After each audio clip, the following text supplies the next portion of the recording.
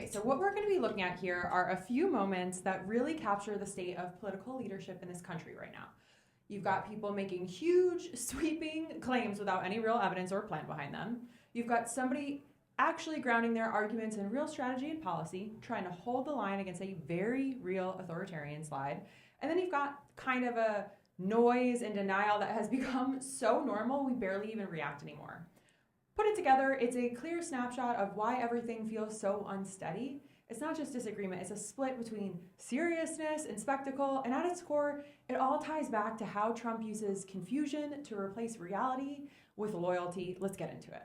But I am convinced that this overall is going to be a good thing for the American people, and it's going to be good for us financially. And I think we're going to lose about 135 million pounds by this time next year, and that is going to have advantage. RFK Jr. is pitching this grand idea that America is going to collectively lose 135 million pounds through drugs like Ozempic. Listen, the thing about me is I'm not going to get between you and your doctor. That's your business. But I'm also not sure if weight loss through pharmaceuticals is our top public health priority right now or most important strategy right now. I mean, 1 in 5 children in the United States depend on SNAP benefits just to eat. In 2023, 39% of all SNAP participants were children, nearly half.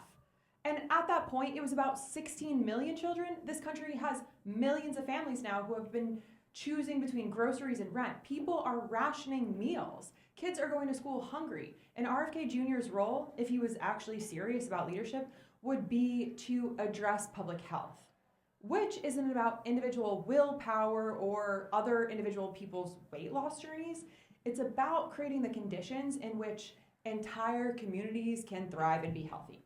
Public health means ensuring people have access to food and clean water, stable housing, affordable health care, and environments that don't make them sick in the first place.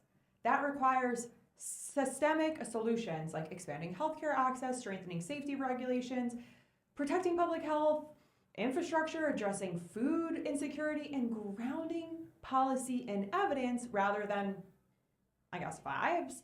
Instead, RFK Jr. has positioned himself as a contrarian political influencer rather than any sort of solutions-based policymaker. He loves chasing the appearance of bold ideas without actually building the structural foundation that is required to see these ideas through. Meanwhile, 1 in 5 children in the US rely on SNAP just to eat. 60% of Americans are living paycheck to paycheck. Insulin remains completely unaffordable in states besides California, and life expectancy is declining. And our food system prioritizes corporate profit over basic nutrition. Those are policy problems. These are not weight loss problems. Not to downplay those, but really, when people can't even eat, why are we so focused on people's body types? A real leader would be talking about why Americans are getting sick, how food, pharma, and insurance corporations shape our health outcomes, and how to reform those systems in ways that actually improve people's lives. But instead of addressing safety, cost, access, root causes, or long-term consequences, he's selling a cosmetically appealing shortcut in the form of nationalized weight loss drug culture. The job is to build real solutions that change material conditions in the first place, and he isn't doing that. Instead of addressing cost of living, wages, healthcare, food access, he's participating in a national conversation about weight loss injections. And when he's asked the simplest, most basic question, are these drugs safe? Are they safe long-term? He immediately retreats, well, I didn't say that. If you want to improve public health, you start with access, affordability, and nutrition, not vanity metrics like body fat or physical appearance. Okay, enough on that. Now on to a palate cleanser of what actual leadership looks like when it's not just performative, but grounded in, reality. Store, you sell Trump knee pads. Trump knee pads Yeah, for Signature Series. Signature Series? Yeah, sold out at the moment. Sold out. Yeah, well, because people have sold out, and because universities have been selling out, because law firms have been selling out, because corporate leaders have been selling out. People are selling out this country. I mean, we're seeing foreign leaders. I mean, what an embarrassment. What makes this moment with Gavin Newsom stand out is that he's doing something. Democrats have avoided doing things for years. He's naming power directly and refusing to apologize for holding it. Democrats have spent so long trying to look polite and reasonable that they've basically turned themselves into political doormats constantly. They're constantly compromising with people who have no intention of negotiating in good faith. They're clinging so tightly to the status quo for goddamn life. I mean, look at the most recent government shutdown mess. Over 40 days of internal chaos, planes falling out of the fucking sky, people going hungry, unpaid, strung out, air traffic controllers, only to end up in literally exactly where things got started. Or, actually probably worse, because all of that for nothing. And we can't even align our own damn team around a shared cause or purpose, which is embarrassing. And it's damning. And people see that. And I've long talked about how Democrats get in our own way, infighting, purity testing, how historically our own inability to rally around a candidate hurts us. But we're becoming so difficult to defend. Even voters whose values align more with the left are constantly getting drawn towards the right because from the outside, the right looks decisive, even when they're pushing policies that actively harm the very people influenced by them. What Newsom does here is he refuses to play small or buy these diplomatic books. It's bold leadership, it's confident, and it's not all this technocratic bullshit. And it's not just like, let's be civil politics. These are not precedented times, and they shouldn't be treated as such.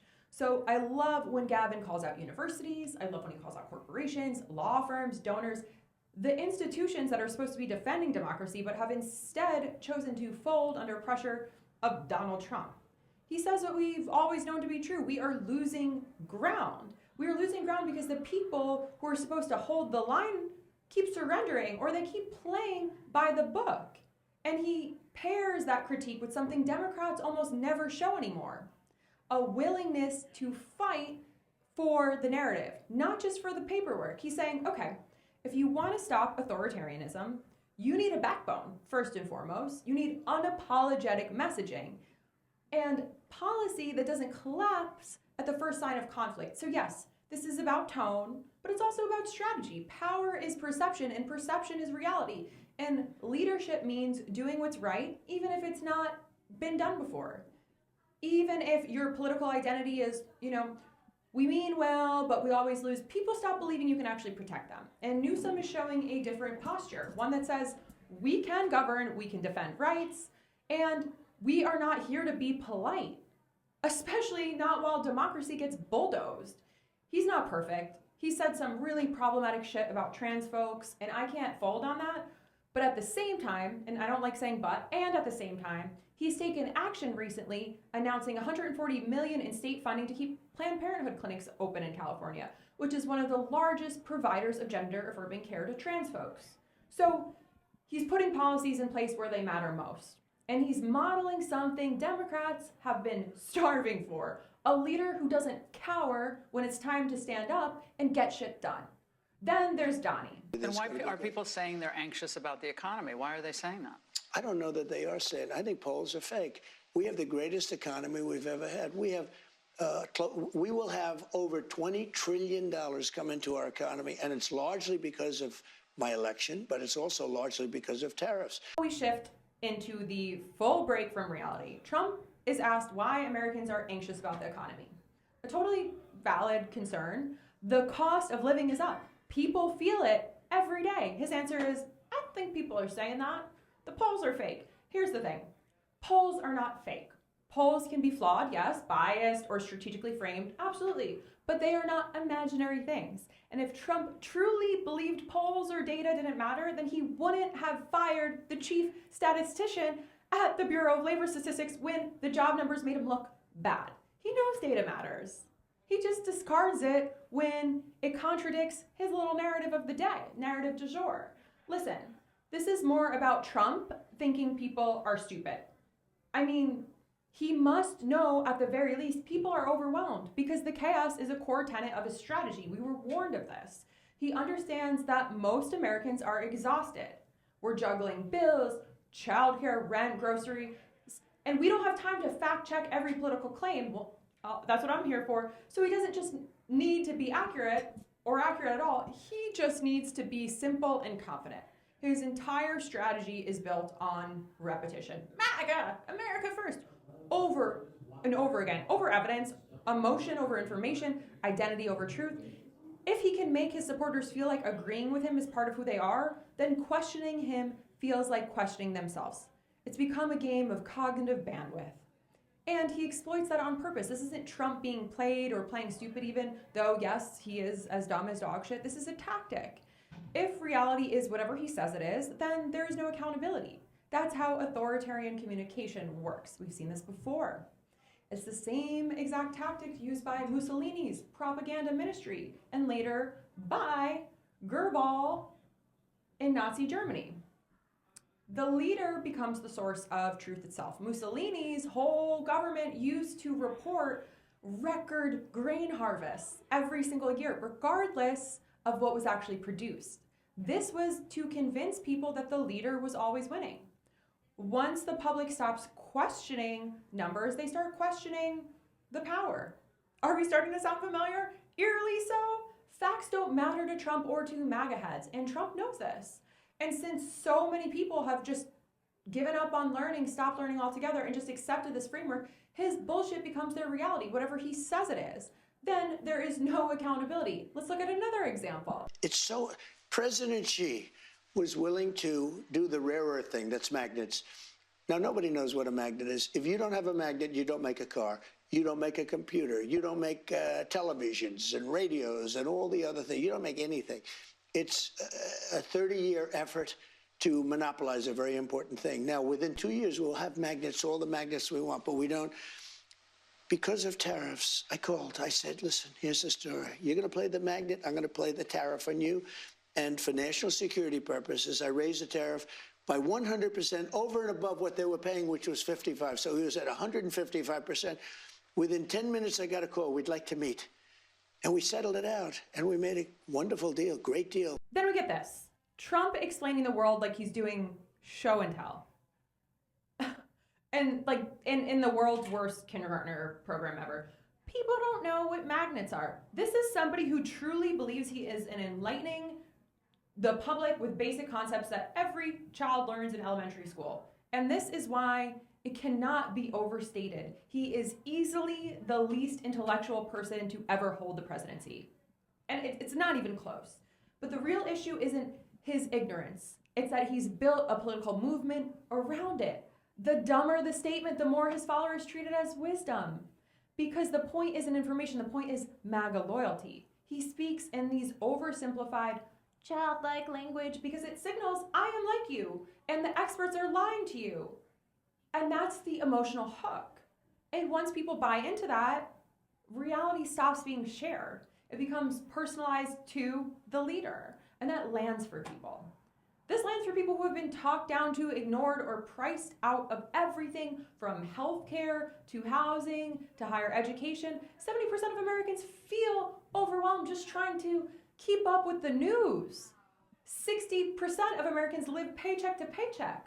Medical debt is the leading cause of bankruptcy, when meanwhile, medical debt and student debt should not exist. People are not stupid, but they are fucking exhausted. The systems they rely on are intentionally complex. Just like politics, they're also predatory and confusing.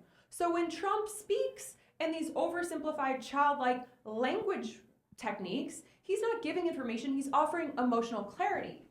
It feels like relief. This is why people say stupid people love Trump. Psychologically, when people are under chronic stress, they gravitate towards simple explanations over nuanced truths. It's called cognitive load reduction. So Trump's appeal isn't that he's insightful, it's not he's the messiah or anything, it's that he tells people exactly who to blame and he promises to fix that. He promises he alone can fix that. He names the pain accurately and then he weaponizes it. He doesn't solve the crisis, he feeds off of it. So when you put all of these moments next to each other, the picture becomes painfully clear. We are not in a normal political era. So we have people proposing solutions that ignore the material reality of hunger, poverty, and access. We have entire institutions too scared to backlash to defend democracy. And we have a political movement built on denial, spectacle, and replacement of shared truth with personal loyalty. This isn't about left versus right. This is about reality versus performance, public good versus branding, government versus the attention economy, and the stakes are real.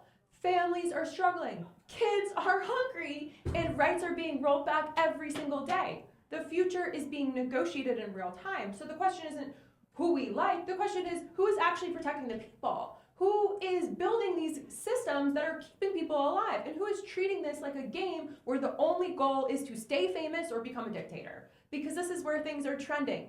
A country run not on truth, not on policy or care, but on performance, ego, and delulu.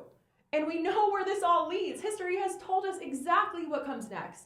Authoritarian strongmen don't get restrained in their second term. They become cray-cray. They become more unrestrained. Erdogan in Turkey, Orban in Hungary, Putin in Russia, the first term is about loyalty. The second term is where they dismantle the guardrails through courts, through media, through civil service, through the rule of law. Trump has already said out loud that he plans to prosecute political opponents. This plan is already full on in action. Look at Letitia James. Then he replaces non-loyalty judges. Then he uses the military domestically. What are we looking at with ICE? LA, Chicago, New York is next. He's not hinting, he's doing it. We need leaders who measure success by whether people can live, eat, breathe, and be safe, not by whether they win the news cycle. And if you've related to this video, please share it with a friend. The more people who know what's going on and understand what's going on in plain language, the better off we can be in combating this nonsense. I am Lauren P. across all social channels. I cannot grow without your support. Thank you for watching. Let me know in the comments what you want to see more of next.